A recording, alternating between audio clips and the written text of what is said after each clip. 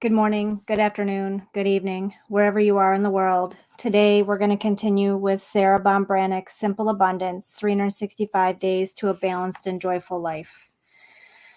March 4th, priming the pump for inspiration. Whenever I prepare to write, I have a carefully crafted ritual of comfort that eases me into creating. I work from my bed with a fresh pot of tea on my bedside table and music, film soundtracks that I only listen to when I'm writing. Each writing project has its own soundtrack. Next to me are a new spiral notebook and my favorite pens, along with a revered pile of dog-eared books. You see, I am not alone, but in the company of my circle of saints. My beloved women writing mentors, Joan Didion, Annie Dillard, Mary Cantwell, and Merle Shane, each of whom has an authentic voice and a special message for me.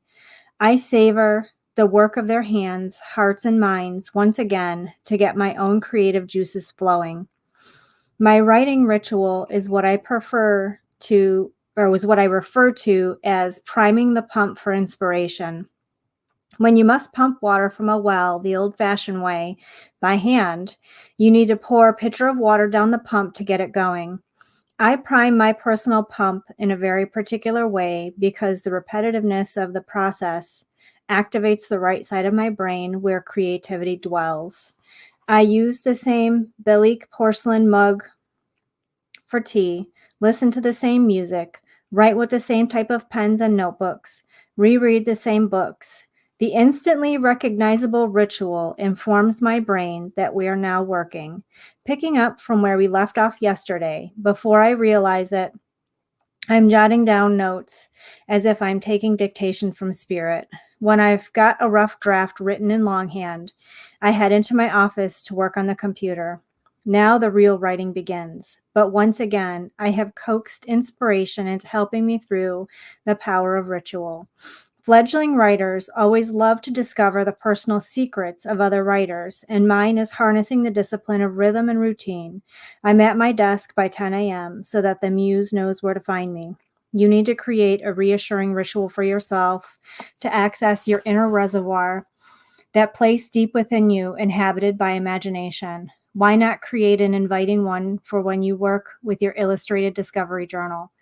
If you find that you can't work on it during the week, it could be a perfect Sunday pastime to search for the visual images that reveal your authentic preferences.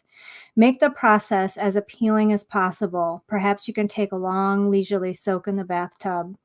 Then, after you are comfortable and relaxed, bring the basket containing your magazines, scissors, and journal over to your bed. Prepare a special mug of cheer and enjoy only at this time. Light a pretty candle on your dresser to invoke inspiration. This week, consider the importance of creating a special way to prime your personal pump. Carry a large bucket to the well of Providence with a ceremony of comfort.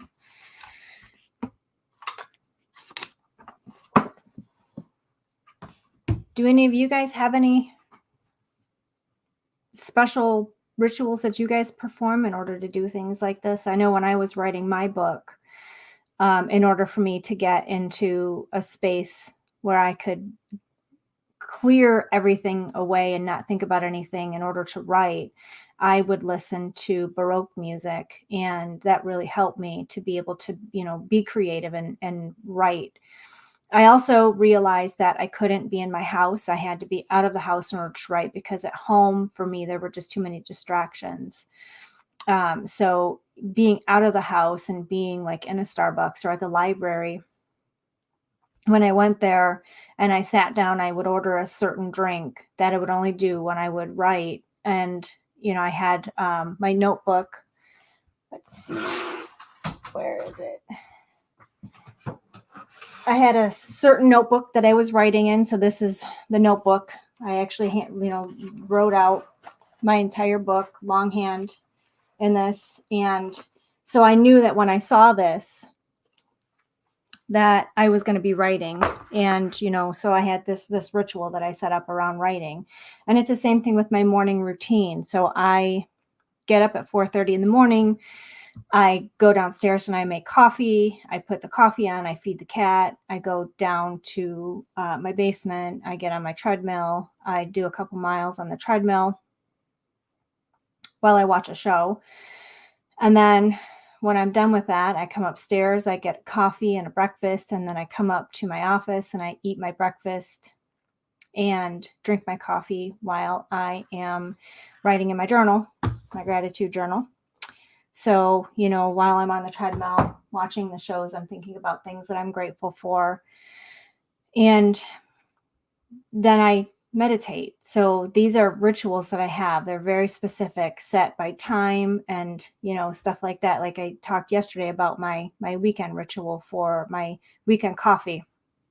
I know when I put a pot of weekend coffee on that I'm going to spend some time relaxing, and I won't make my weekend coffee if we're going to be running out of the house and going to run errands or doing things, because weekend coffee is only for relaxing and enjoying the day.